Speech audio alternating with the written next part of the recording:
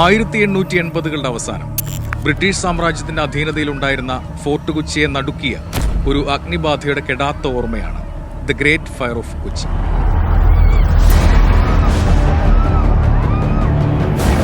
അക്ഷരാർത്ഥത്തിൽ കൊച്ചി തുറമുഖം കത്തിച്ച ചന്ദ്രഭാനു എന്ന ചരക്ക് കപ്പലിന്റെ ആ ദുരൂഹമായ നിയോഗത്തിന് പിന്നിൽ ഏറെ നാടകീയ സംഭവങ്ങളുണ്ടായിരുന്നു.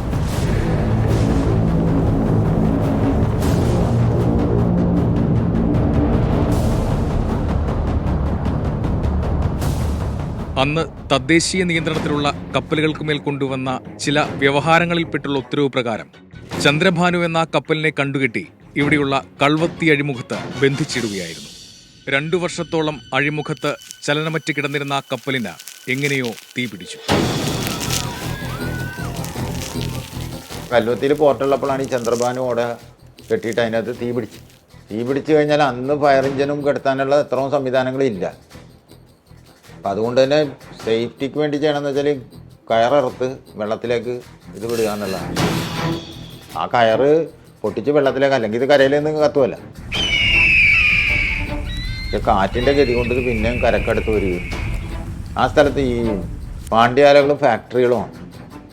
കയറിൻ്റെ ഫാക്ടറി, അതുപോലെ തന്നെ പലതരത്തിലുള്ള മലഞ്ചരക്ക് കൊണ്ടുവന്നിട്ട് അത് പ്രോസസ്സ് ചെയ്യലുണ്ട്. മലഞ്ചരക്കിൻ്റെ കാര്യത്തിൽ പ്രോസസ്സിങ് വലിയൊരു ഘടകമാണ്. അതെല്ലാം ഈ തീരത്താണുള്ളത്. അപ്പോൾ ഇത് വന്ന് കപ്പലിൽ കയറ്റി പോകുന്നത് ഇവിടെ നിന്നാണ്. ഇതിൽ ഒരുപാട് കെട്ടിടങ്ങൾ, മേൽക്കൂര ഓടല്ലായിരുന്നു, മേഞ്ഞ ഓട് മേഞ്ഞത് തന്നെ മരമായിരുന്നു. മെയിനായിട്ട് തട്ടക്ക മരമാണ് അതിൻ്റെ. അപ്പം അതുകൊണ്ട് തീ പിടിച്ച് കരക്കോട്ട് വന്നപ്പോൾ ആ പ്രദേശത്തുണ്ടായിരുന്ന എല്ലാം കത്തി കത്തി. പറയാൻ സാധിക്കാത്ത അതിനകത്തുണ്ടായിരുന്ന എണ്ണയൊക്കെ സ്റ്റോർ ചെയ്തിട്ടുണ്ടായിരുന്നു. അതിൻ്റെ തീ അന്നത്തെ സംവിധാനം വെച്ചിട്ട് ഇത് കടലിലേക്ക് കൊണ്ട് തള്ളിക്കളയാനും സാധിക്കൂല. ഇത് കരയിലേക്ക് വരാതിരിക്കാനും സാധിക്കൂല. അതിൻ്റെ അടുത്തായിരിക്കും ചെല്ലാൻ സാധിക്കൂലല്ലോ. 100 കണക്കിന് വീടുകളും അവരുടെ തൊഴിൽശാലകളും സംഭരിച്ചിരുന്ന ടൺ കണക്കിന് എണ്ണയും സുഗന്ധവ്യഞ്ജനങ്ങളുമെല്ലാം നഷ്ടമായി.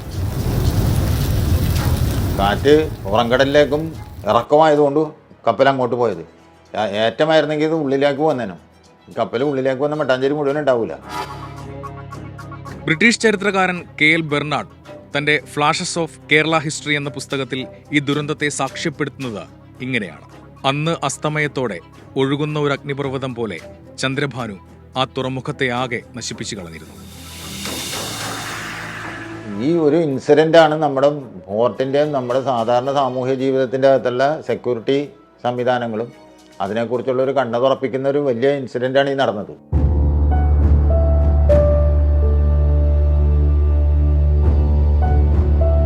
ദേശീയ കപ്പൽ കമ്പനികളെ തകർക്കാനായിട്ട് സായിപ്പന്മാർ ചെയ്താന്നൊക്കെ ഉള്ള കഥകളൊക്കെ ഇതിൻ്റെ പുറകിൽ എപ്പോഴും ഗൂഢാലോചനയുടെ കഥകളുണ്ടാകും. അങ്ങനത്തെ കഥകൾ കേൾക്കാൻ സമൂഹത്തിന് ഇൻട്രസ്റ്റിങ്ങുമാണ്. പക്ഷെ അതിനൊരു തെളിവ് കൊണ്ടുവരാനായിട്ട് ഇതുവരെ നമുക്ക് സാധിച്ചിട്ടില്ല.